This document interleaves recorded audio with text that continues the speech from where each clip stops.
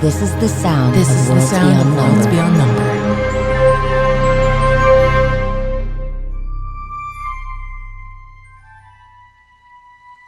Whoever the keeper of this cottage is, whom we have not yet met, has seen fit to gift Ame with all manner of ceramic jugs and glass jars, of hanging baskets, lines of yarn from which to clip various findings, such that not only are the walls and floors and ceilings of this room bedecked with all manner of woodland treasures, but even the space in between those things has found a way to mostly become clothes-lined with images and drawings and leaves of various sizes and shapes. It is a true sylvan kaleidoscope in this dwelling. Could you please describe your character? Ame is so small. A tiny little girl with a little bowl haircut and bangs. She is East Asian in appearance, and usually her face is full of exuberance and life. But it is the morning, and that means it's the crack of dawn, and that means that her eyes are crusted over with sleep, and her little bowl haircut is completely awry in a little rat's nest. And she wakes up, she opens her eyes, and there, of course, right in front of her face, next to the bed, patched over a hole in the drywall, is a little sign that says, "Be kind," period. A chunk of coal rolls out of the basket, and you see the cricket has licked at the coal, and there's a big chunk that's come off, revealing a diamond center of this chunk of coal. And you see, and two tiny little carbon legs and two little arms. The legs have only two claw-like toes, and the hands have only two little claw-like fingers. Two beady diamond eyes open up on the top of the lump of coal, and a cough as carbon filings, almost like those magnetic draw face of a beard, pops out of this little coal spirit. Get over me! Is this thing trying to do? Oh, I stick another a couple of really shiny looking rhinestones into the little vial for Rin. Oh, you've named the jewel hopper Rin? Rin jumps back in. I love that. He starts sucking the color out of the rhinestones. I stop her at back up. And you see the little coal spirit looks down and says, Oh, that's embarrassing. and goes over to the fire and starts to rub ash over rub ash and soot over the coal that reveals the kind of diamond interior. Sorry, that's embarrassing. Oh, that's all right. You know, they say what's on the inside that counts anyway. No, I don't. I'm just a humble coal spirit. I don't want anyone to know. Oh, well, your secret's safe with me. Yeah. I'm Ame. Tough. Tough? Tough. Tough? Tough. Tough? Like cough. Or tea. So, several hours of walking, kids taking turns riding in the elk's massive antlers.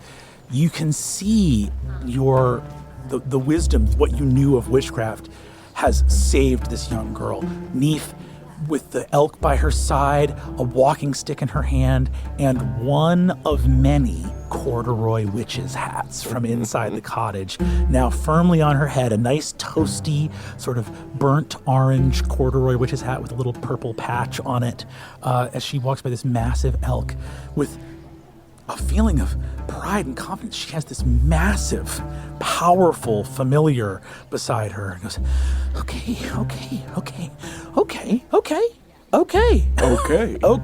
Yes. And the elk goes, okay. And you see, after hours of traveling, early moments of dusk. Once again, it's pre-dawn light, early sunrise. She's got a huge bag of food and snacks. Taro's in your lap. You're in her lap. All right, this is our first little outing. Hold on tight.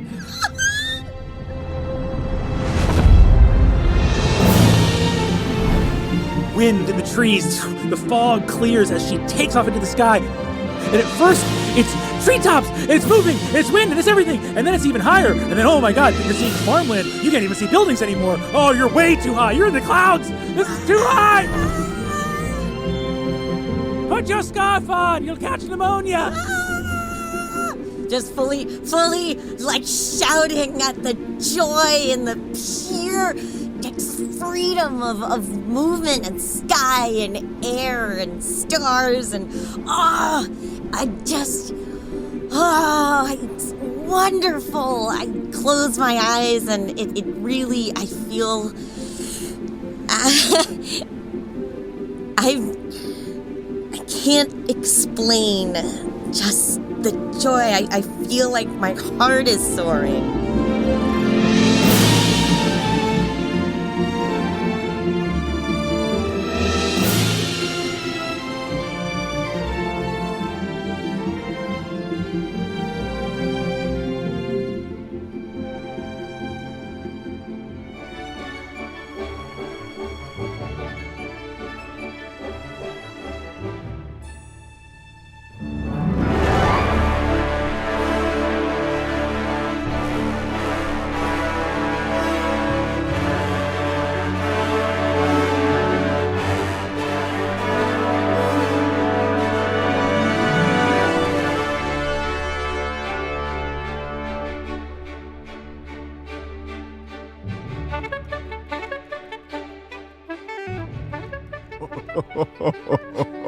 There's so much to tell you. Wait, I'm getting up. And you see, you turn to see a weeping family of half spirits behind you. Go, Grandma, no. And she's like, She can do it. She can do it. Well, I've stolen so much magic stuff, and I'm going to give all of it to you. This is my little brother. I'm going to pick her up.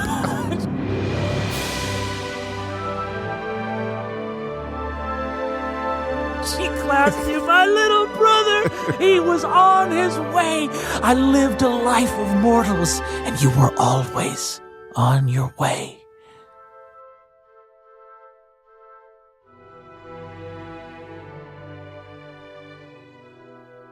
You are on the right track.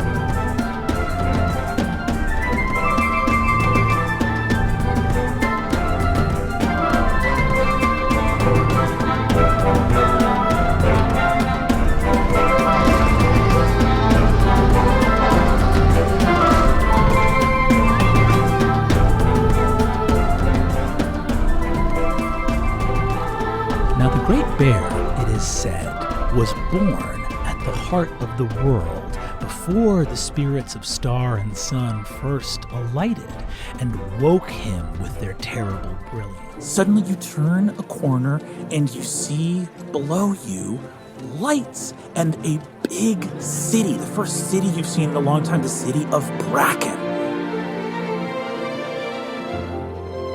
Bracken is a city that is sort of the feeder point for all these farm towns in this region. And you can see there are silos and taverns and grain stores and big stone buildings. There are like 6 different sky ships hanging over the city, ships of the line. There's 4 Imperial, there's 2 Citadel. You see that as you turn the corner and begin to walk down, you pass these sort of spooled coils of brass that have spell energy. That is like part of this big sandbags that are put up blocking the road, like the road is barricaded. Wherefore our floating platforms? Wherefore our ancient villas and ancestral manses taking to the sky? And to the sky they took. Pockmarked all around the landscape of Sarosmere, a city which, in its true urban wonder, is about 12 miles in diameter, but whose attendant towns and semi-urban spread throughout is some 40 miles in width. Parks and greenery abound. All of our roads tree-lined and festooned with fruit. We see that there are incredible multicolored, long-limbed, striding birds with toucan-like beaks that walk throughout the parks collecting fruit at night. Small, striped-tailed squirrel monkeys gliding from tree to tree. We see also here in this place that the main thing that bedecks Sir Rosmere between the lakes are long, wide paved roads through giant archways of glittering arcane light celebrating the victories of the Empire. Hanging lush vines, arcane moths that leave a trail of sparkling dust in their wake fly throughout, and the many lakes all equally mapped in geographical size to a floating platform of stone and earth somewhere nearby floating. Of course, the attendant needs of a floating platform done for its ostentatiousness alone were immediately countermanded by the lack of utility to be suddenly floating. I say, sort of half paying attention. There's so much here. I'm looking around at the beautiful marble and these floating wonders. It's beautiful. This is where you grew up? Yes. It is. This is, you've been here for a month. Madame, with all of the sights and wonders around here, would you like a little bit more of a vantage point? Oh, I would love that. He hoists the wheelchair up onto his bicep and just rests it between his so you're on his shoulder, outstretched arm.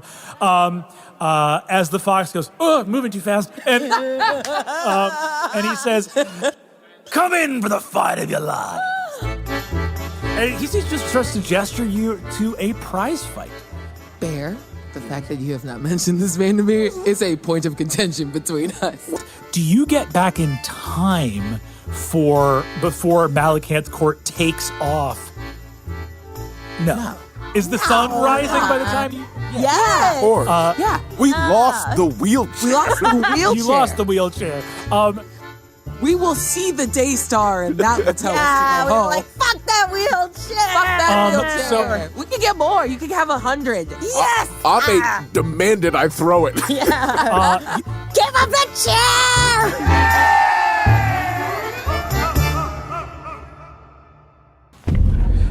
She holds out an elbow for you to link arms. Yeah, immediately.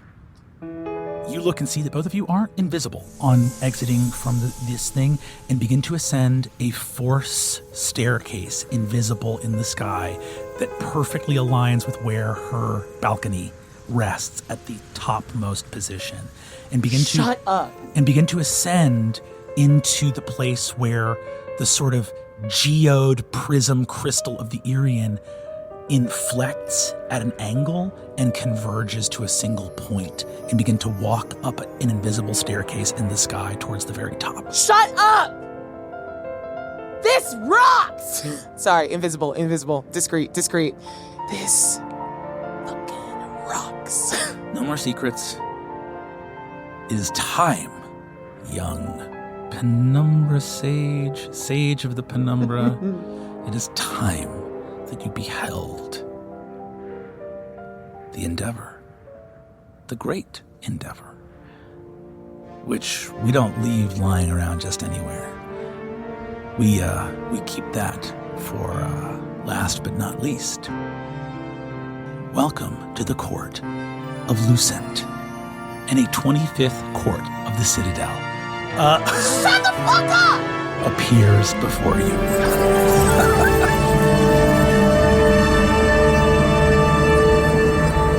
You step onto a balustrade, and as you step forward, shimmering like the heat over a hot stove on a summer's day, shimmering force, reflecting sky and crystal, begins to come into shape like an optical illusion, suddenly realizing that you are seeing walls of glass and a glass court with walls all around you, and a wide swinging set of glass doors opens up to reveal the openings of a hall made of reflected glassy sky. The Epiphany, completed after 5 years of construction in 1662, was the largest imperial skycraft ever built at the time of its construction, and was never matched in its age in terms of its overall combat capability nor number of battles seen. The fastest capital ship in the Khem-Sarazen fleet, the Epiphany was originally constructed by High Shipwright Augustus Herministrix in conjunction with spellcraft by the wizard Swift, Sword of the Citadel, for whom the ship was requisitioned. Inherited by the wizard Steele in her ascension to the Tower of the Sword in 1664, the Epiphany boasted 144 guns across 6 gun decks and was crewed by no less than 500 sailors of the Azure Battalion, 200 name-cloaked wizards of the Citadel, 80 to 100 war mages, and a support crew of between 30 to 50 Tamori bound spirits and Imperial constructs, along with a staff of 90 pilots and artificers to serve the Epiphany's 36 single-fighter Galathopter support craft. Using over 20,000 yards of arcane ruby weave in the construction of its dirigible, with the working of over 1.5 tons of gold bullion and the threading of its spell rope warding, the Epiphany marked the single greatest expenditure of material resources in the Citadel's history to that point. The smallest of its arcane cannon contained in its onyx basin over 1,200 unique phrases in the lingua arcana in molten platinum script. Designated by the Archmage Saber as the single greatest instance of skycrafting of its age, the Epiphany was so named for the hope that its mere appearance on the battlefield would be sufficient to inspire compliance and camaraderie in those yet to offer their full loyalty to the Khem-Sarazen Empire. And this loyalty it so inspires in the beleaguered Imperial soldiers of 12 Brooks as it descends from a fiery sky. Cheers erupt from the last soldiers of the garrison of 12 Brooks, looking up, not in reaction to a trap that had been set, no, a miracle. Cavalry has arrived, and all hope for the glorious empire is not lost. And the band strikes up to welcome home the returning heroes.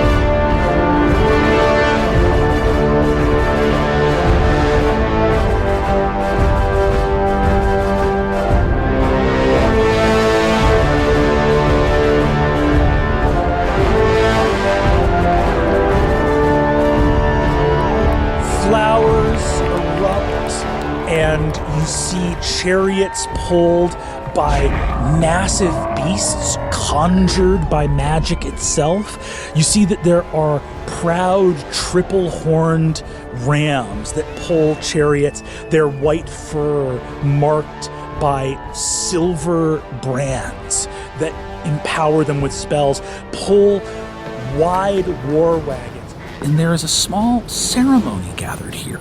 For what? Drummers, spectral, summoned, sort of magical drummers, just drum kits in the air, and smiling in her armor, still injured, and look with a visible level of exhaustion, is the Sword of the Citadel.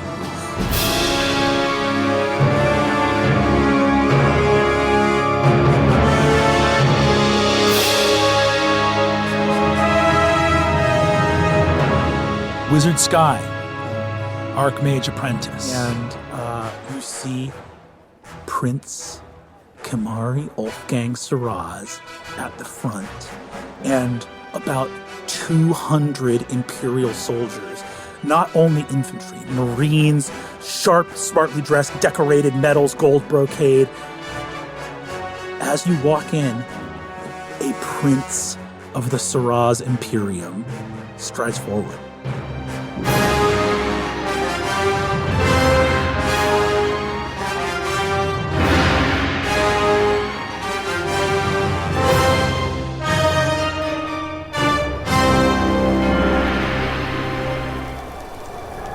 Blinding snow, whistling wind, harsh night illuminated from wild lamps.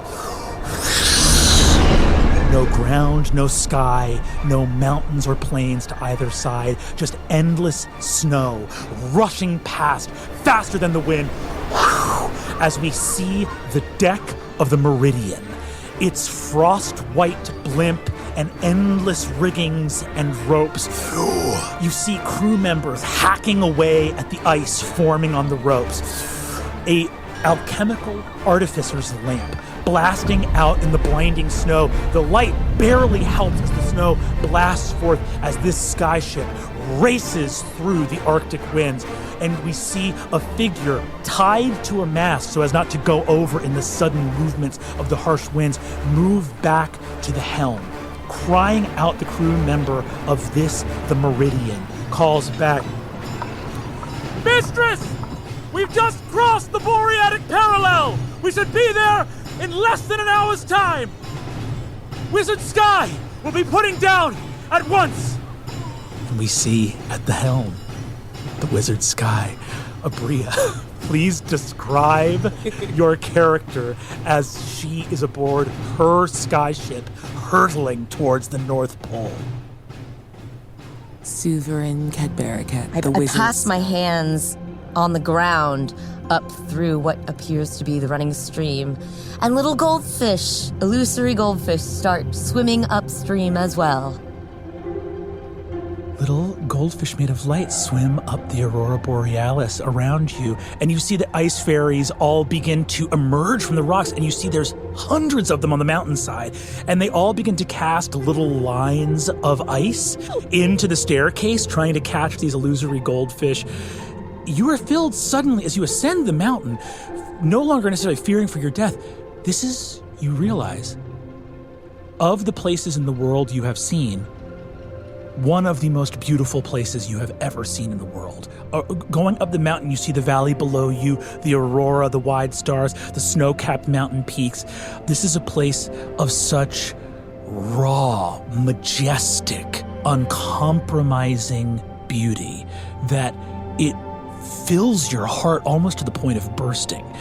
As you ascend the staircase, the fox pops his head out at the little fairy eating the saltwater taffy and goes, "That's for both of us!" What was once a whimsical wonder like something out of a dream imposes itself at the edges of your vision, and a palace of countless towers gleaming with the light of stars, endless ramparts and bridges. You count no less than 10 and 20 keeps in separate places, striding from peak to peak.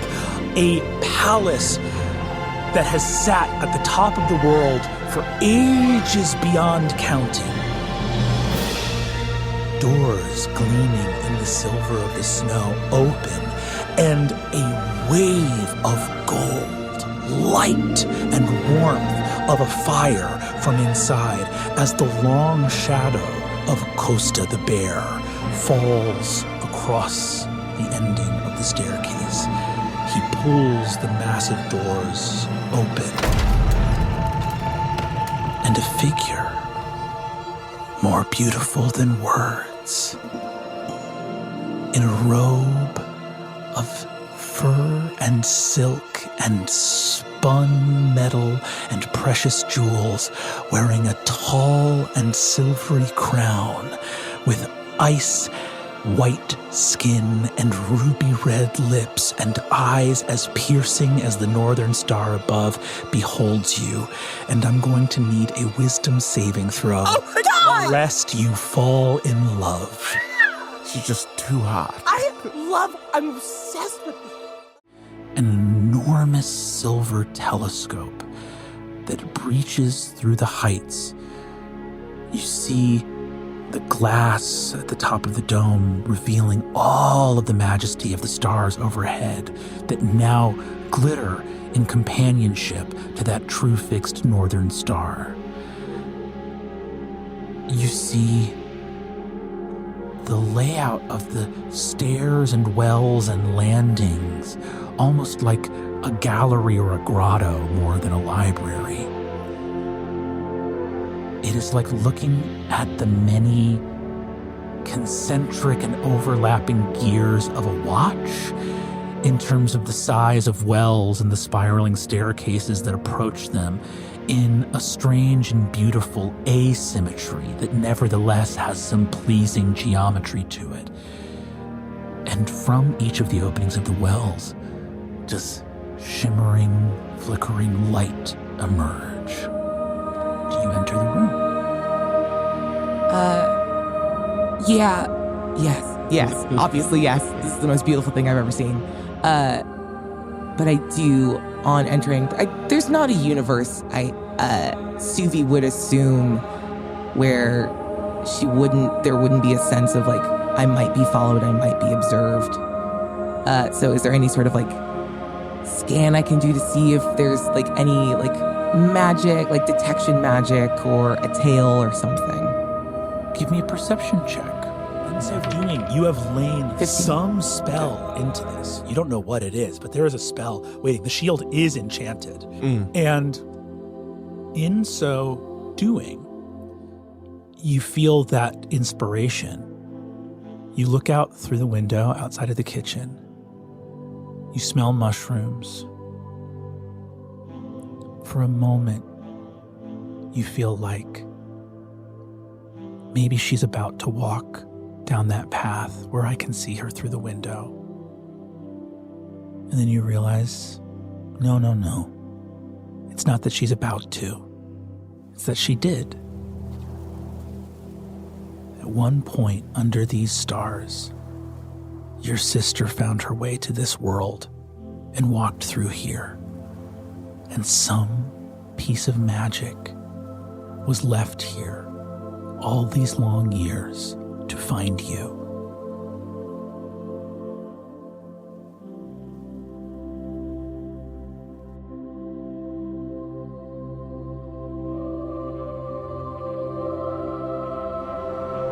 With some quick work in this way, you are able to craft the shield such that it follows the natural movements of Ursuline's arm, no matter how long that arm might be in the moment of its wielding. As I work, I hum to myself. I think about the summer that we spent together, and the rough housing and the tumbling around, the joy in that. And I think about how Grandmother Wren would occasionally take in if there were little spirits and,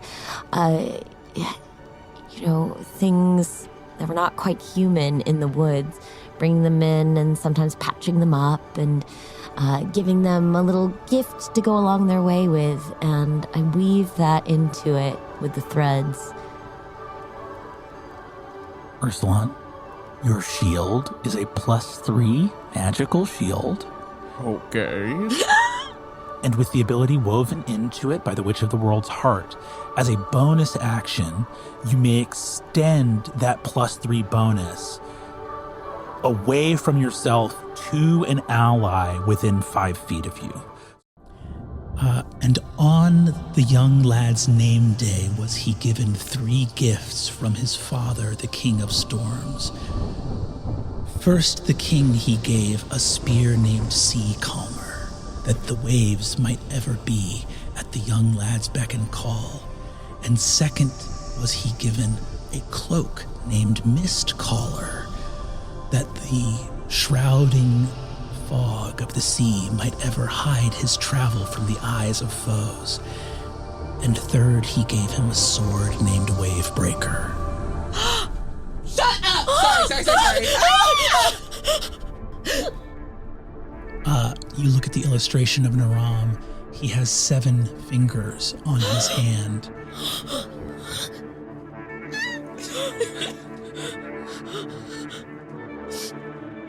that he might ever strike down the spells and curses of his enemies.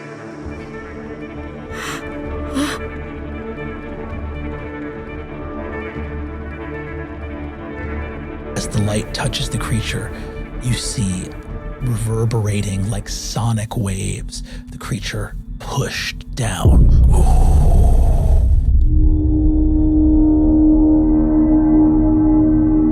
This tower, reverberating with energy, its 4 posts on either side of the creature at the bottom of the sea.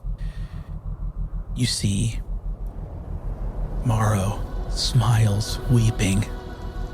What have you done?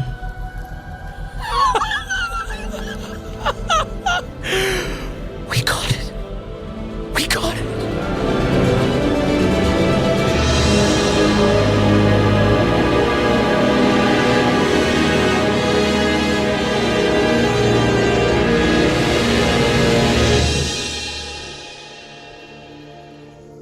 Distantly in the forest, Puffs, though not so distant as it was before you embarked this morning from your last campsite, you hear music being played on the wind. It means something. The chords of music have meaning to them, even if humans cannot hear or appreciate them. But everyone knows what it means to play in a minor or a major key. Everyone knows what it means that some music gives a feeling of sorrow or loss, or some of joy and triumph. How these vibrations removed from sentiment or intention do yet somehow mean something. Why do the sounds mean the things they mean? And why does the music that now plays on the wind, unforced by human hand or mind, give you the feeling that you are already doomed? Token of mine. Whatever you are, doom, endless servitude, 1,000 years of a broken heart. You are not them, and they will always keep you under thumb, never to sing a song of your own again. And the crowned panther, on its turn, turns to look at you and does something you've never seen before, Aiden.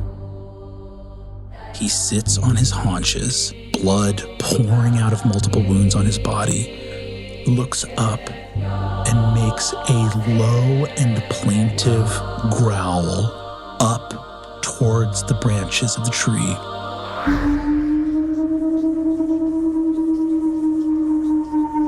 Long tongue comes out of his mouth, one eye still glowing wide, and you hear a crack of falling branches up above, and the branches fall from above and begin to crash amongst the forest floor. But you see, each time one would fall and touch the mushrooms, instead those vapor spirits that had talked to Puffs before appear in a flash, are destroyed by the branch, and in so doing buffet the branch off to fall just to the side of the clearing.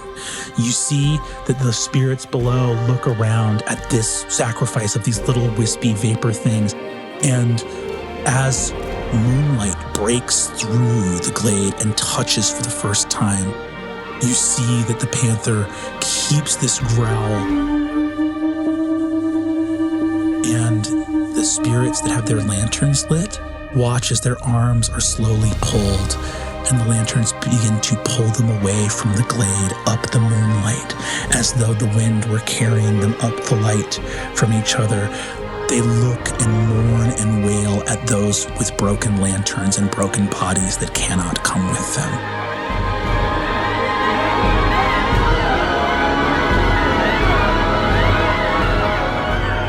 And the panther turns to you simply breathing deep with concentration as it does not fight you. It just bleeds in front of you and focuses as hard as it can. Aiden, that is your turn. Hot, salty blood splashes across your face. Limbs tighten over your shoulders and hips. You feel Ursulon behind you. Badze's chest begins to open as her fractured ribs scratch the skin of your back, opening wide as though a massive Venus flytrap was trying to open its maw. In front of you, a wet, choking whine of an attempted howl coming out of the bloody neck stump of Hyrule.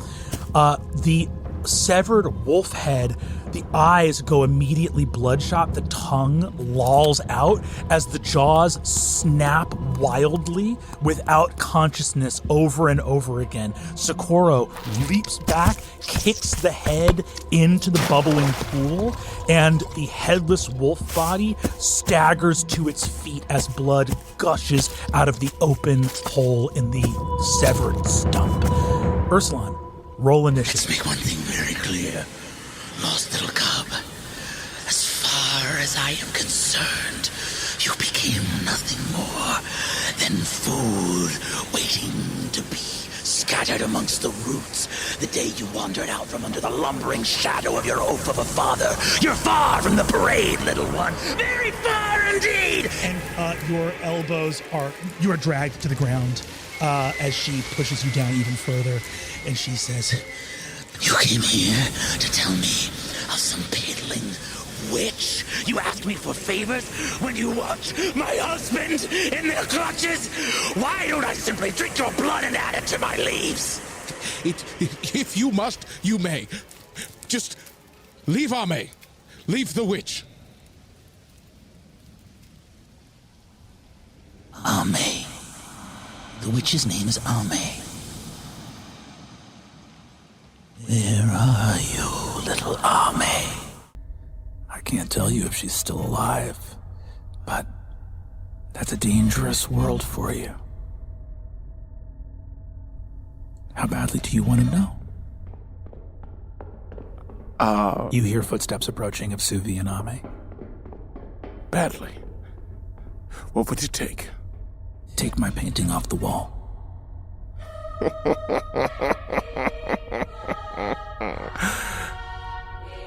Fine.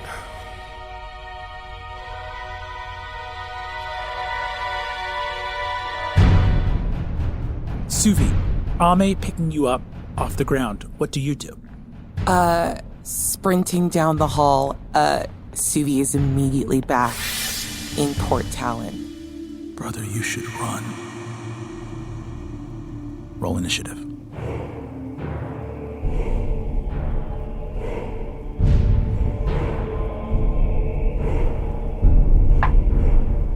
Four. Stepping forward, Sir Curran lunges with the Sword of Night, sweeping towards your midsection at top speed. At the last possible moment, the sword hidden by Sir Curran's body from the man in black astride his raft. He twists the wrist, striking you instead with the flat of the blade. Even the flat of that blade connects with your body for 16 points of damage, and I'm going to need a strength saving throw. 11. An 11 strength saving throw. Pick your shield or your sword. One of them is flying out of your hands. My sword. Even as Sir Curran pulls the blow to keep it from being truly lethal, the magic of this blade, wrought of night and shadow, thunders into your stomach with a sickening ripple of force, and you feel your connection to your blade, Wavebreaker, severed magically, as though a song has been forgotten. Wavebreaker flies out of your hand, thunk into the road beside you. You know unshakably and without question that magic goes to the heart of the citadel to wait, disappearing endlessly into the rest of that source below. The citadel will see it used how the citadel will see it used. Let that be enough. Whispers begin to echo out from the derrick. The sea kicks up a little bit as you see a group of wizards working in unison. Morrow looks up, touches his lower lip, speaks silently to himself. And you see the prisms begin to rotate overhead, causing the purple and green light to rotate on the sea floor underneath. You look and see the lenses shifting as the mages below begin to chant in unison, and the light intensifies.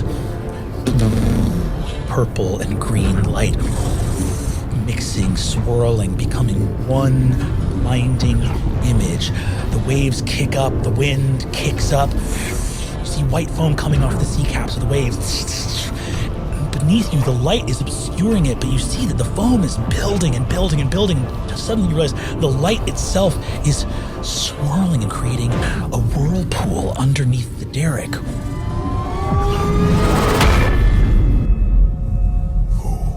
But it's not a whirlpool of space, but one of light itself. The sea is flattened and illuminated as something neither water nor air is created. It is simply solid light itself, taking the place of any other element, and zooms down deep to the bottom of the ocean underneath, illuminating something deeper, deeper, deeper. You see the light, and now even the brightness of the gold light clears to actually pure crystal clarity. In the night sky, the lights of Cairo come into view. Cairo, largest and greatest city of the empire. Tall spires, oppressive stone, architecture both Gothic and absurd in arcane history of the first city to know a wizard's war. There are statues holding aloft leaning buildings that for some time were supported in their top heaviness by arcane magic suddenly dispelled. During the years of the Wizards' War between the Aquardati and the Antivoli, the thousand gargoyles of this city were animated to service by the wizards here. And when that war concluded, many of the gargoyles returned to stone in the midst of their endeavors, meaning that while the spiring architecture towering some 30, 40, 50 stories over the streets is crenellated with imposing beaked grotesques and Gothic figures of monsters, it is just as likely to find a gargoyle sprinting on all fours down the street that has been frozen there for some 100 or more years. Lurking demons, visages of stone griffins, lion-headed sphinxes carved of obsidian, basalt, granite, and gray stone, sometimes peer huddled behind alleyways, unmoving in the living memory of those within this city. You just hear the rumble of pins and balls downstairs. And I think on that perception you can't hear his heart because you recognize that more and more things that happen around you aren't accidents, and that game got started in case they needed to kill you up in this room and cover the noise. But he's blinking. He blinks. Not as often as you might like, but he blinks. I think we have an understanding.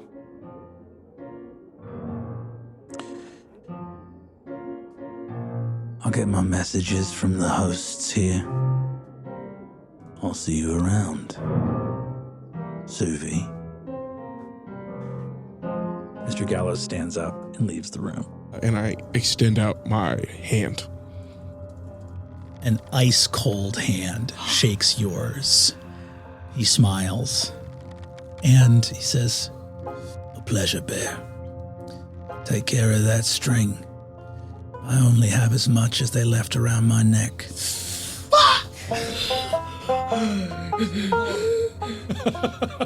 We're cool. We're cool. Everyone's cool. Everybody be cool. You are looking at one of the most evil men you have ever seen. You are not mortal. And this human man is so much more inhuman than you. You look into his soul and see a reptilian abacus of power staring back at you.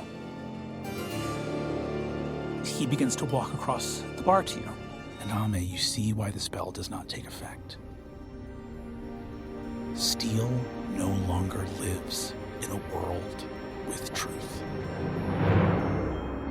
All she has is saying those things which may advance the cause of the tower. She believes that she has saved her friend, Stone, by killing her.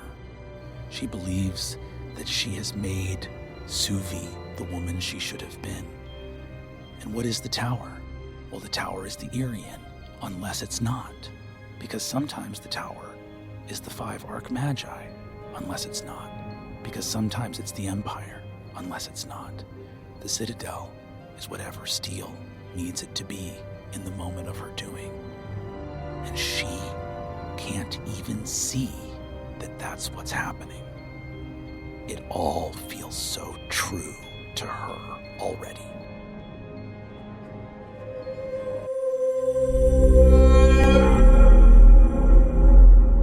The Pyrian Dome alight with green and purple fire. Its normal, bright expanse of interior made shadowy and arcane. A moment where the clarifying light of the Citadel is reduced to be shrouded in mystery as something great and powerful occurs. 5 seats are gathered as the Archmagi of the Citadel appear. Silence, smiling. The Archmage Serenity. The Archmage Sorrow. The Archmage Saber. And the Archmage Sand. The rumors start to spread as you walk away. You see Silence watches you leave, crumples the letter in his hand, and with a cantrip, burns it, vanishes.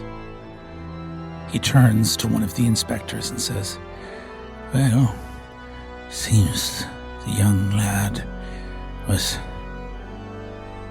a worm or a mole of some kind, dedicated to some kind of destruction. Oh, poor girl. He must have picked her as a target." You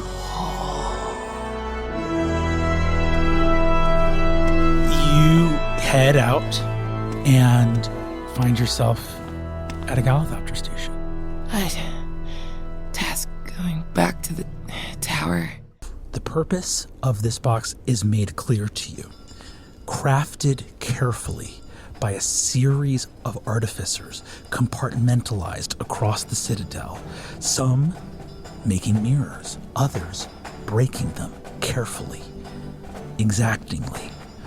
The crafting of a spider of glass made of mirror shards, and the figurine dancing in the middle. Song, memory. Nothing is easier to remember than song, and a spider hidden behind a dancer, a spirit. You see the visage of Pomeroy consulting on this device within the Kasov collection. You see moving out to diviners and abjurers, the two colleges that your mother belonged to, coming together in this space. And you see a exacting understanding and counsel of abjurers discussing the nature of times that the Citadel has come into conflict with witches. You see that there is a board written up with every definition in every language known on the planet of stealing. And you see that there's literally tests of wizards in a laboratory in the Citadel, pickpocketing, stealing, and every time they do, there is a collar of obsidian around their throat that shocks them slightly. And then you see that eventually an illusionist is brought in to consult, bringing with them a mirror. The mirror is held up to the panel of abjurers and diviners, and you see that there is a small honey cake, much like the ones that you've seen Ame make before. On a table, the collar there is a young, it looks like a kid from Haverward that is the thief, is pretending to be a thief essentially. The illusionist puts a mirror in his hand, points it towards the honey cake, reaches a hand in, pulls a honey cake out of the mirror, leaving the original, bites it, and they watch as nobody gets shocked and cheers go up from the assembled group here. The box begins to be fabricated. You see that there is a silent piano that is played. Hammers hit strings that produce no notes. Those strings are collected, melted down, and formed into the figurine of a dancer. That dancer is placed into a music box. The box is assembled, brought to the artificers. The artificers make the finishing touches blindfolded as two of the Archmagi of the Pyrian Dome, Silence and Saber, place the spells on it, and Steel takes the box away. She hands it to a man you know as Rasper, who was aboard the ship with you. Suvi, Ame, Ursulon, the fox, you stand up, orange light, massive legs. As tentacles extend from a Kashif dreadnought, barreling down on you, the lights of 12 Brooks gleam as Gauthmai pushes to take the city. They stand no chance there, those last soldiers of Empire. And in this moment, the clouds part. Airships dropping from the sky. 10, 20, 30 Imperial warships from where you do not know, but at the head of their vanguard. At the outer edge of that wave of fire burning underneath a stretch of the orange clouds, skyships drop down, several dozen Imperial skyships, and at the front, the Epiphany, the flagship of the Citadel. Steel's vessel rides to war and opens fire on the dreadnought that you see just before your eyes.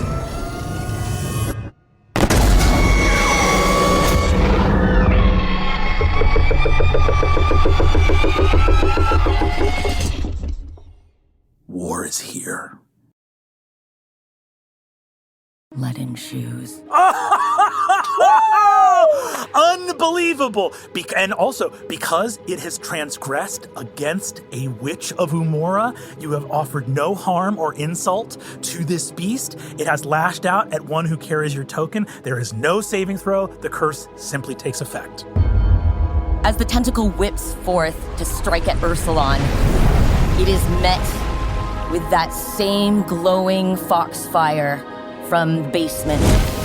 It wreathes the tentacle, it shoots upwards, coating the entire dreadnought. And suddenly it feels heavy. It's so very heavy. It slows to crawling molasses. And it has leaden shoes. It cannot move faster than 5 feet, and it cannot take opportunity attacks. She turns and says, Costa, the door. polar bear over the end of the hall, opens the doors. Wind, snow. Suddenly you hear it. Approaching the door is not a figure, not even several. A horde pours forth from the freezing snow.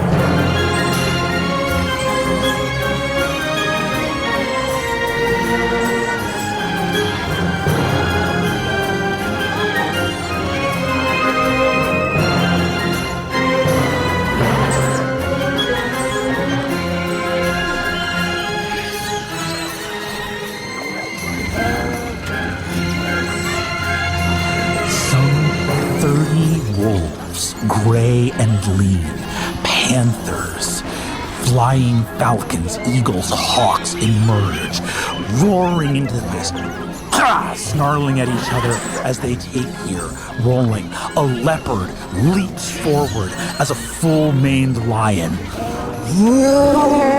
roars on its announcement.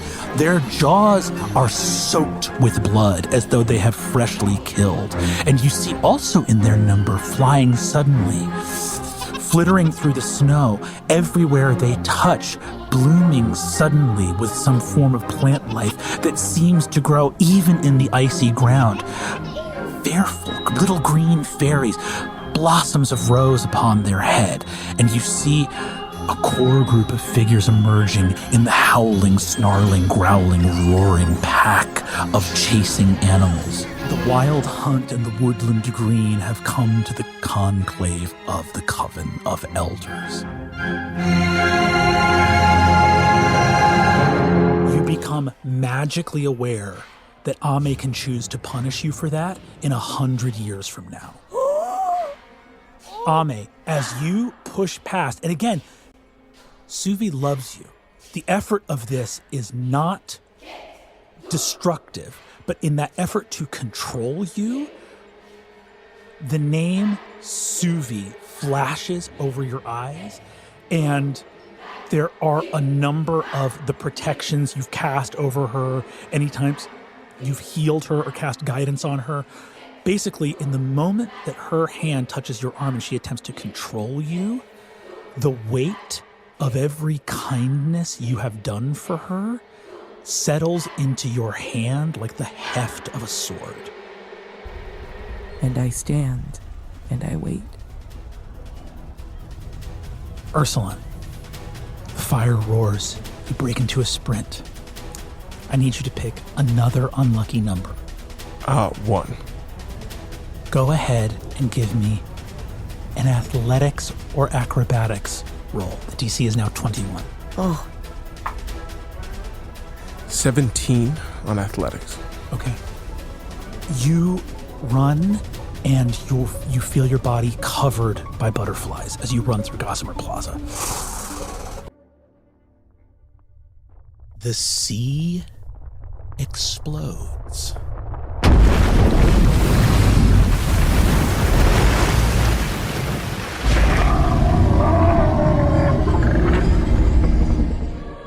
Screams erupt from all over Port Talon as a beast of the sea, visible even from the heights of the wall, surges from the deep. Tendrils of a lionfish move as a spar of bone held in one tendril erupting from the front of the creature like the massive tusk of a narwhal strike and shatter the green gem at the top of the tower.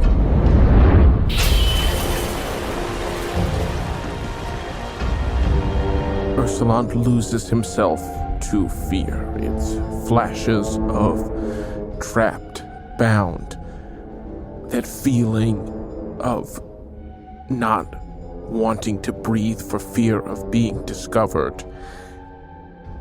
Feeling that panic, Ursulon is going to send that intention into Wavebreaker and bring the sword up to cut the binds. All right, you're going to go ahead and roll with this. You're going to add a +5. You need a 10 or higher on the die. 18. Baby! Let's go! Ursulon, bound by glass, you reach to the spirit of the Wave Lord. His sword leaps to your hand, and glass shatters as the blade breaks through. That is your action, but you drop to your feet right within arm's reach of the candle. I will use my other hand to extinguish it. Object interaction, you smash the tallow down, boom, and the room is pitch black except for a brightly glowing cane. You begin to hear rumbling from deeper in the forest and just see logs begin to pop up from the riverbed. Mud, muck, vine, rotten vegetation, and it just begins to become a sludge headed slowly for the waterfall. Sworn looks at you and says, all right. Shape it, stop it. And you see, honestly, like mage hands, telekinesis, unseen servants begin to push. And you see he calls out to another Citadel wizard. He goes, Salamander, get that edge. The water's doing the work. Just help it. And they rush towards the edge, and you guys begin to dam the river about 50 yards from the beginning of the waterfall. Again, the things can naturally dam on their own, so it's just the perfect amount of wizardry, a little bit of pushing nature in the direction that is the most advantageous, and a log stops, and another, and another. And you see it's beginning to swell and flood in all directions. Just immediately the grass is, you guys need to get the fuck out of here. Yes. This went too well. There's still like long shadows and sort of like that early morning twilight on the ground, but the sky's beginning to be illuminated. Silver is speaking to you and going, okay, the river is small enough. We're crossing the rocks below where the waterfall used to hit. The construct is having a hard time getting here. We're spotted. We're spotted. You hear screeching of beasts moving up fast from the village towards the lumber mill, even before pre-dawn. Silver shouts, open fire, stop them! We're still crossing the river! Suvi, what do you do? Oh, God. Suvi was ready to set off a big shatter, but they need a little more time. Suvi is going to use both of her secrets right now within this, same action. The first one, the secret of warp and weft, that she's going to attach. First, she starts casting a, Citadel standard shatter. But because the secret of warp and weft allows me to use spells that deal damage that can target objects as if they were creatures, she switches it to her very witchy inflict wounds. It will be silent, but she's going to also drop the contingency on it.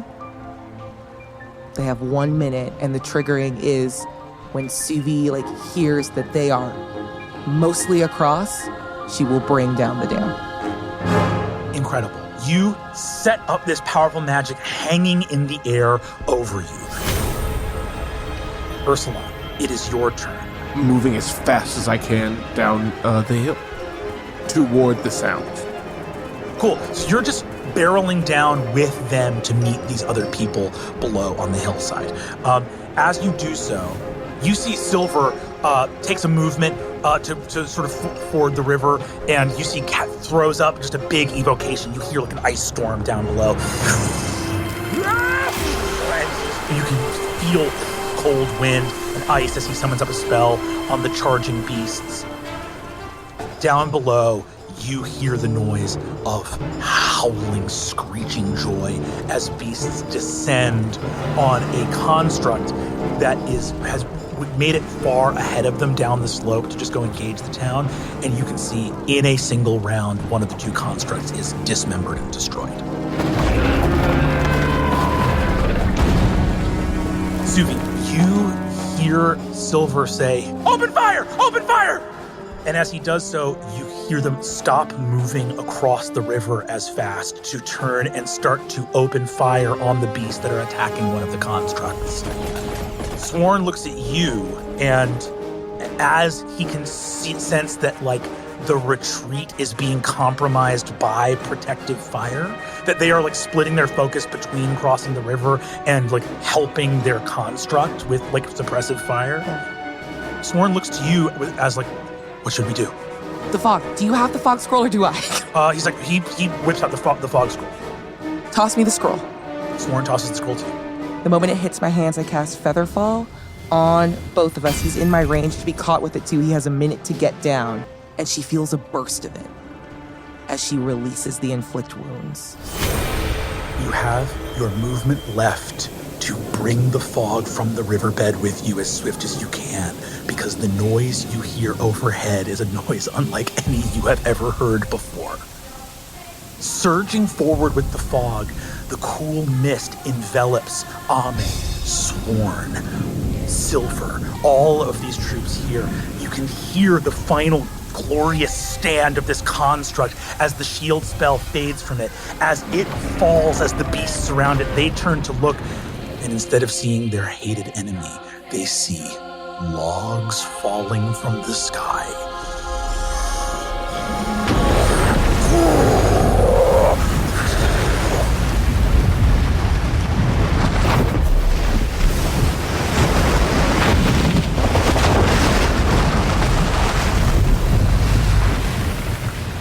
Angry river held by the spirit above comes down in a torrent. Stone, wood, muck, rot, and above all else, raging river water hits beneath. Your retreat would have been masked by fog and vapor alone just from the torrent that now pours from high overhead. But magic indeed surrounds you in this moment as you begin to flee. There is now a raging flood whipping through the town as fast as it possibly can. Further below in the town, a tiny little fox gets on the right side of the river. As he whips off as fast as he can. Suvi, who are surrounded by the contingent of soldiers you have just rescued from certain death. The river rages. You are surrounded by debris and fog. You see the soldiers fall in behind you right as Rahoan, a bright white horse, pulls up in front of you for you to lead up as exhausted, wounded people emerge from the fog, seeing your way to deep woods.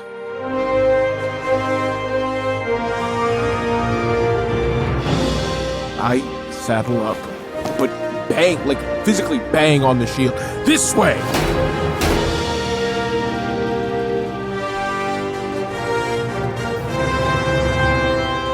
You take off into the woods, leaping into your arms, the fox.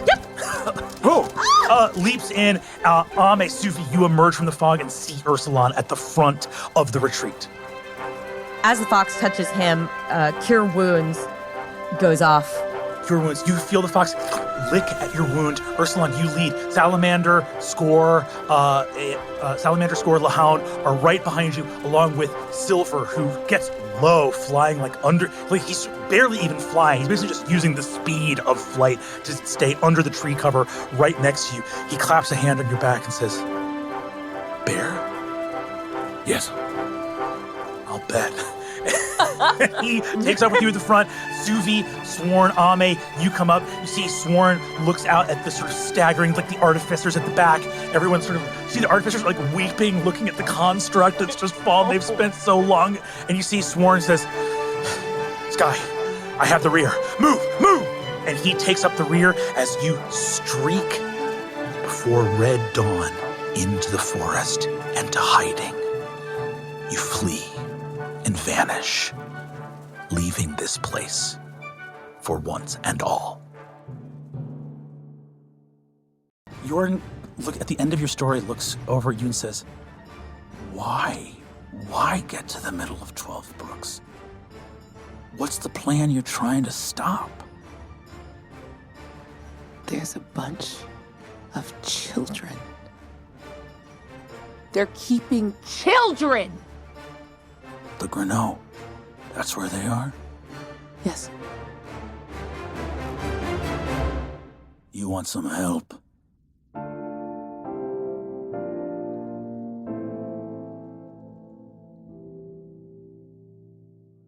Yes.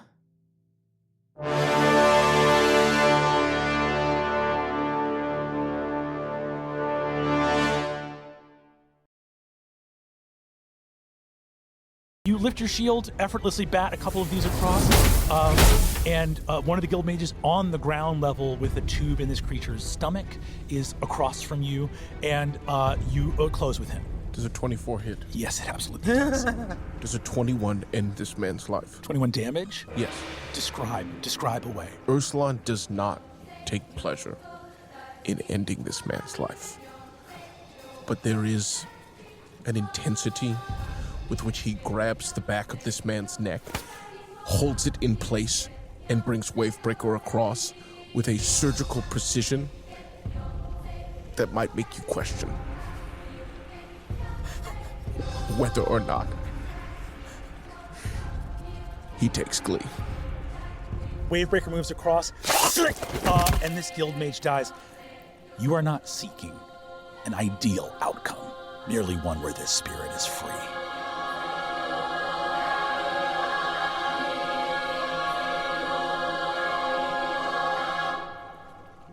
That's your first attack. You have another. Does a 25 hit the second? He's up on a ladder. Yeah, it does. You gonna kill the ladder too? Well, yes. 22 points of damage. Ursulon, how does this second guy go? Ursulon uses one of his legs to break the ladder in half beneath where the man is holding on and catches him on the way down with his sword. And decapitated as he falls through the air. Ursulon, that is your turn. This room is free of guild mages. I remove them, not taking too much care. I just yank them out. As I leave, I trail some of the oil I have in my bag behind me. I get out to the tacky wrought iron gates. I snap my fingers. A flame springs from my hands, igniting the trail of oil. Fire races behind you. Tint of green. You could almost see the laughing faces of foxes there within the flickering fire. The fox jumps into your bag. You walk out to that warped gate and see the fire start to spread. They will know that Suvi was here.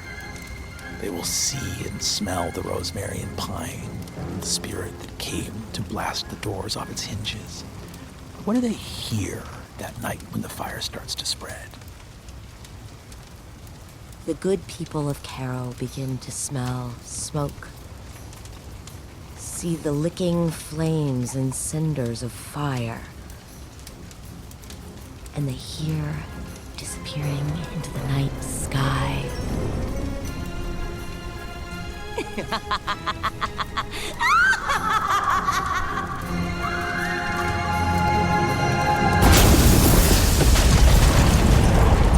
Ame and the fox beside you here in this place, holding on to these brass doorknobs taken from that tower and holding the Wand of Covenant in your hand as well. As wind whips past you and this bird moves, you look behind you and see, as soon as one icy cloud of death manifests, another overtakes it in its eagerness to come after you. Your steed, as broad as a house, is nonetheless a speck in the vast horizon of ice, barreling south towards the world of Umora in all of its wintry rage. Where does this steed now fly, sharing in the panic of its riders to avoid this fate? To Toma.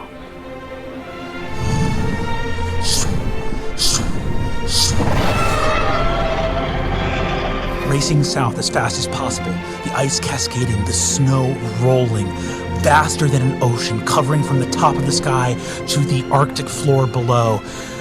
This massive winged steed makes its way towards Toma, and elsewhere across the sky, farther ahead, more distant from the storm, having left an hour previous, the Meridian races south, the storm barreling after you. There's a hearth. And where there's a hearth, there is a broom.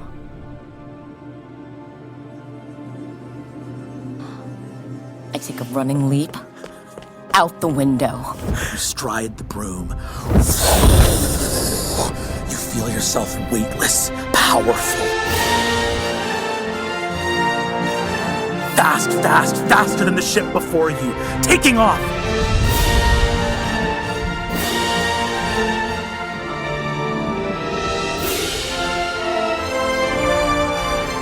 Ame, 12 Brooks vanishes from underneath you, and from your satchel, the fox pokes his head out.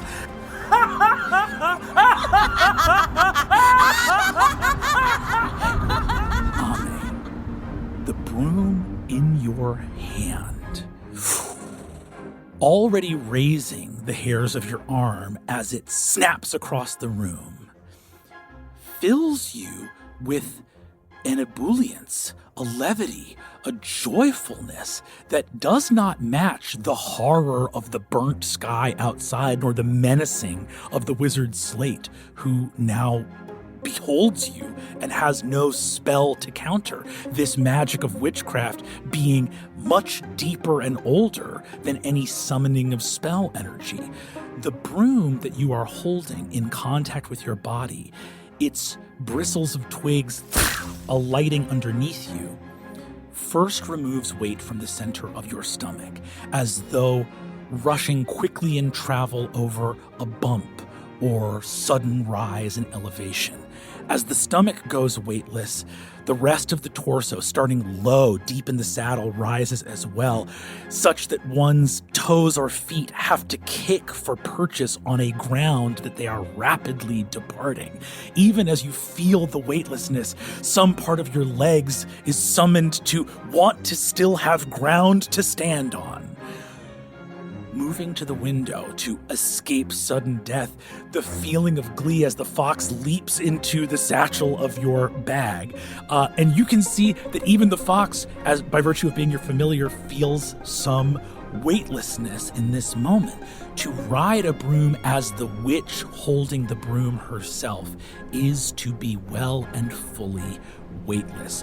There is no sense of sitting on the broom, but you suddenly realize that for the need to maintain contact with this thing that is now the sole thing holding you, suddenly, some 100 feet in the sky, you leave the window of the castle and suddenly a lethal fall is underneath you. You realize wrapping your legs around it and holding on with both hands is not necessary for weight distribution. It is just a pretty good idea given how significant this magical object is to your continued safety. Could you please describe what Ame is feeling in this moment as she takes to the sky?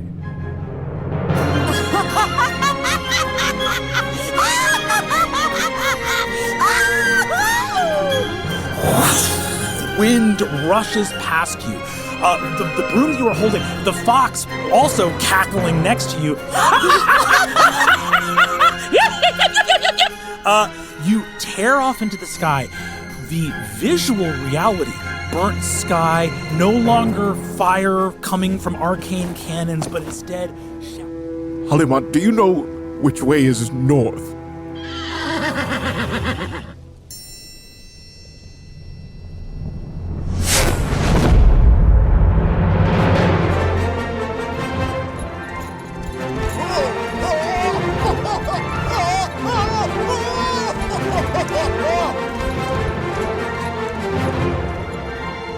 You race through trees and deserts, mountains and fields. What? They whiz past your face. You are holding on for dear life. You can barely see objects as they pass with the speed of the stallion that now surges forward underneath you. And we're going to cut back to Suvi and Ame. Amazing! Oh my God! Ursulon continues to breathe, inhaling and exhaling the night air, committing all of himself to this feeling, and to this moment, and to not forgetting that this thing is waiting for him. He's gonna pick up his sword belt, reattach it, pick up his shield, turn around, walk back towards the village. What is the danger? You've hurled yourself into magic? You've hurled yourself into what these people wield? Magic is what you are, is what you have always been. The thing that you most worried would harm you is home, and more than home, it is you and you are it. Your body is flame, purple, green, iridescent silver. Shield glows brightly. Wavebreaker gleams and leaps with giddy eagerness to your hand. You feel the power in this moment to dispel a nearby tether of magic. There is a magic near here that is attempting to take beings that are scared and afraid and make them lost forever. I think confidently, Ursulon holds Wavebreaker out and cuts the tether. Leather aprons, sweaty headbands, and the wizards reappear on the platform of Zhao as you cut loose the magic that was casting them away and send them back safely to their home. I think Ursulon grabs the lock in his hands. And again, that white, clear sense channels from his chest into his fingertips, and he wrenches it open. Suvi and Ame, both of you are buffeted backward by the power of the wind. You hear distant song and the shrieks of children playing. For a moment, the children of the Greneau feel the spirits of children marching under a great bear, the freedom of play and song and chase. Wild wind, the wind of rushing through tall fields of grass under open sky, the feel of deep forest glades, and the sprinting of paws upon mossy surfaces. That lock shatters. And as it does, the spell flees in terror of the spirit of freedom before it. The door not only flings open, but flings such that it twists and peels the spell steel back, wrenching the cage apart like a mighty beast clawing open a fruit to get at the treasure inside. The cage is unmade, the lock shattered, and the children rush forward. The small ones, unthinkingly and from a place of such deep intuition that it can barely be said to be a conscious choice, cling to your legs for safety as the others help corral and speak in Toroi to the other children. You don't understand their language, but you understand what they are saying. The spirits have come to guide us home. Rolling with advantage. Natural 20. Let's fucking go! We're wrapping the story up, baby! As Ame gets behind you, you have unveiled so much of the truth of this world. You've called the shadows to you. You've seized your breath. As you reach down, Ursulon, are you the strongest man in Silbury? It has been said. Boom! Surrounded by shadows, covered by the ticking of clocks, you kick the bars in. Oh shit, kick? Or like push them, you nudge. Push them in. Natural 20.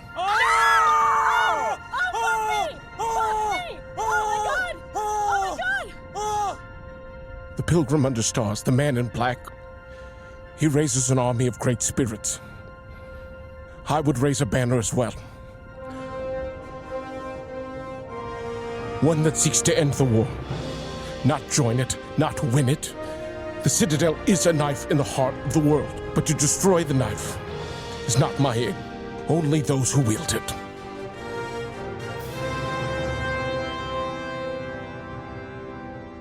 The Great Bear looks at his son.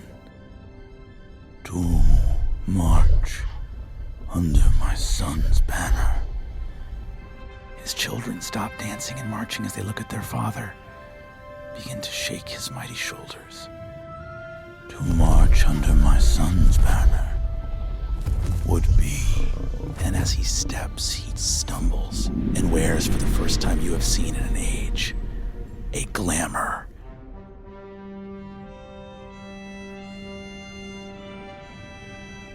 Of a 9-foot-tall man, wreathed in leaves, tunic of gold, a war club like that of a tree trunk itself across his shoulder.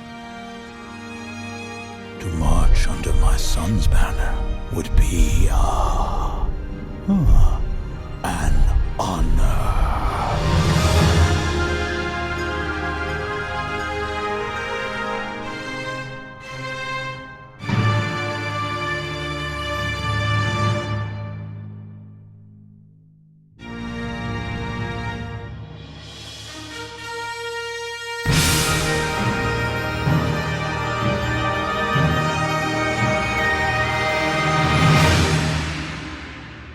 Just with her eyes, no hands, no gestures, she wills the sand to trace over the chalk outline of the sigil that she's sitting in.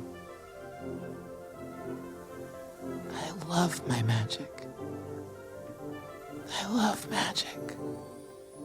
I can do this because I am not limited by the things I have learned and have to remember. My friends are magic, and so am I. The sigil alights, replicates, surrounding you in light. The white sand of the Aurelian desert covers you, and you see the sand shoot towards the bottoms of your hands and under your fingernails, and suddenly light is pouring out of your eyes, and you are lifted up in the air, and it pours out of your mouth, and you feel a tickling sensation of something cold and effervescent, like the bubbles of a carbonated drink, or something like the cool breath of like a mint medicinal balm that makes you suddenly, the hackles of your neck rise up, moves through you and throughout. You are hanging in midair in your wizard's sanctum as this magic is called to you.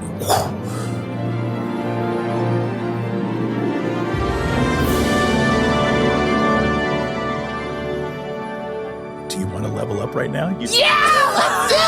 The sunlight hits the windows, transforms, and magic energy comes through the panes of glass.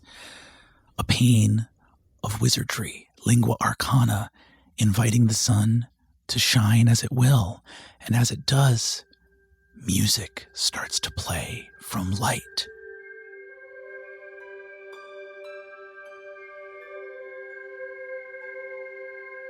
You see your mother puts her hands over her mouth. It's beautiful. Why is it doing that? Where did you tell it to play music? Your dad takes a little piece of just like a plum out of his jacket and hands her one and goes, I didn't ask it. It wanted to. The sun gets a little higher, and the first actual peak of the sun comes out, and it hits, and the music gets loud. And the panes of glass start to swing. You go, oh. And you see that one of them swings that in front of some light that is being produced by another window in a row up, and a bunch of snow blasts out. The music turns into snow, and you see your mom goes, that's not supposed to happen. And the wind kicked up by the snow blows a couple of other, and the music picks up and starts to get wilder as light turns into lightning and snow that turns into more music. Your dad goes, grab it, and jumps up and is swinging around on one as the music picks up, and the music changes. It is not regimented. It is not formal. It is not demanded, commanded, or enforced. It is free. Wizardry is free. And the music picks up. Snow and light and music all coming through the magic glass. Your dad riding one, your mother riding another as the chains sway, and they each grab onto one, and as snow and light and rainbow and music, the snow turns into doves, the doves fly, birds flying made of light and music, all throughout Zhao Court. And you see your mother and father look, hanging there, delirious, laughing. and share their first kiss.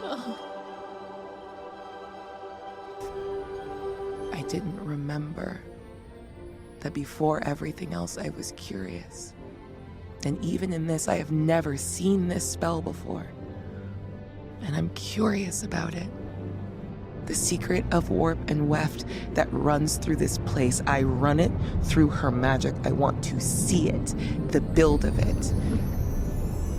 All of that bloat, all of the unnecessary things tacked on to make it trackable, traceable, homogenized.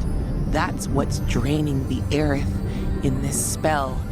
But she puts her hand into it like a stream and lets all of that wasted Aerith run over until a bright little trout, the spell itself, she snatches.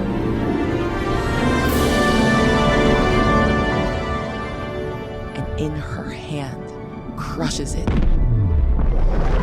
scattering the heart and the point of that spell, and letting the Aerith be wasted to nothing.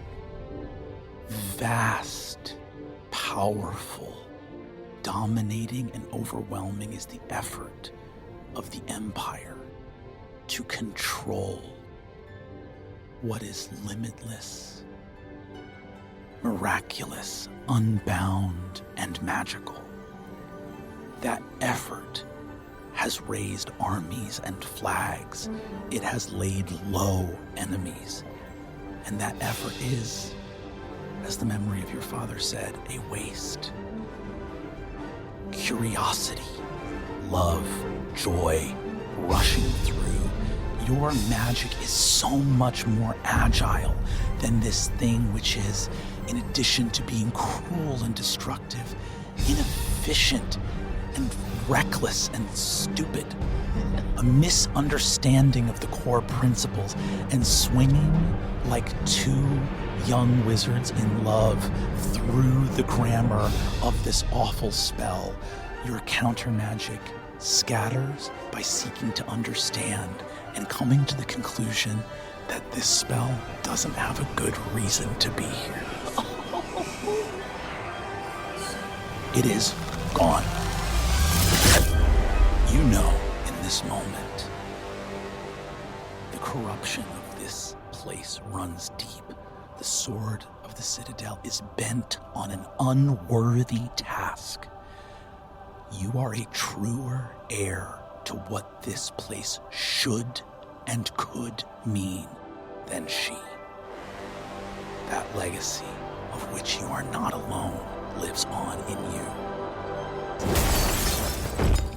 As Ursulon and Ame jump through the study, landing on either side, Steel has used her legendary actions to cast that Modify Memory, and that is going to be all three of you taking your turn together. Forms and just the buzzing. The bees are quiet. It's nighttime. The goats are in the shed. You see Hana Mohei's up on his pole. Like, it is a place, a time of rest here. But as you walk in, there's nothing light lit. The cottage is perfectly dark because no one has had a fire going or anything. But as you walk in, the door in the hallway closet opens and... Hello? Hello? Ame. Ursulon! I'm gonna run to hug Ame. Where is Suvi? Are you... The fox rushes in and rushes to the kitchen and starts scarfing down some cream. Where is everyone? It's so dark in here. Yes, everyone is gone.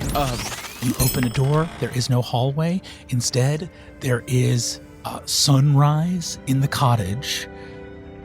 Gult turns around, looks at the open door. Hana goes, "Dad!" Sorry. And you see Gult turns around and goes, "Hana!" And he rushes forward, lifts her up in his arms in the doorway, pulling her into the cottage. He turns around and says, "There's a huge amount of baguettes and cake here. Is that just for anybody?" It was for 80 children, but they are now gone. So it's for you. Okay. Where the wave has grazed the breach of green, and the wood by gentle sea, we coming of the tide by a love as old as time. Lay down your blanket on the forest floor in the peace of waves that crash no more. And embrace the soon to be. On the road, the rain rides to the sea.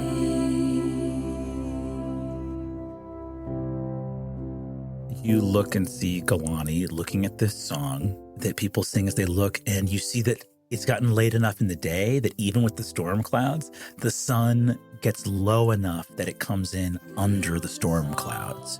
And there's a deep golden light filling the harbor. People sing this song. You see Galani stroking her chin. It's a very beautiful song. Danger is gone. She can appreciate that it's a beautiful song. But you just see a look, I think, that Suvi, you understand the most. Because it's just the look of, well, this song is totally out of our control.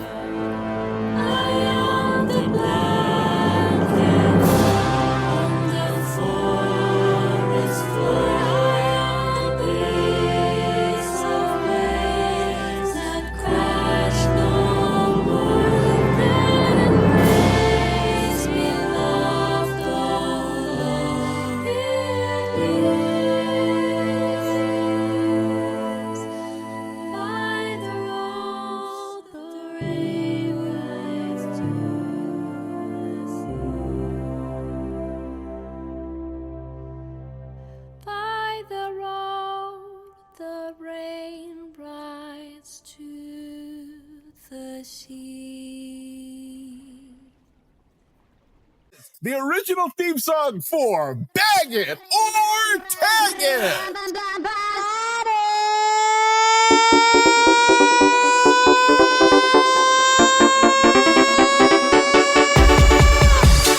Generating characters.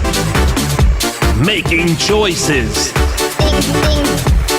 Bag it or tag it.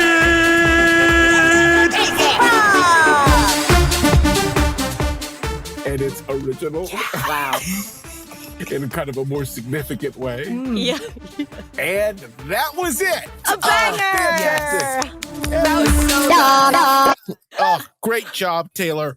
$150 well spent.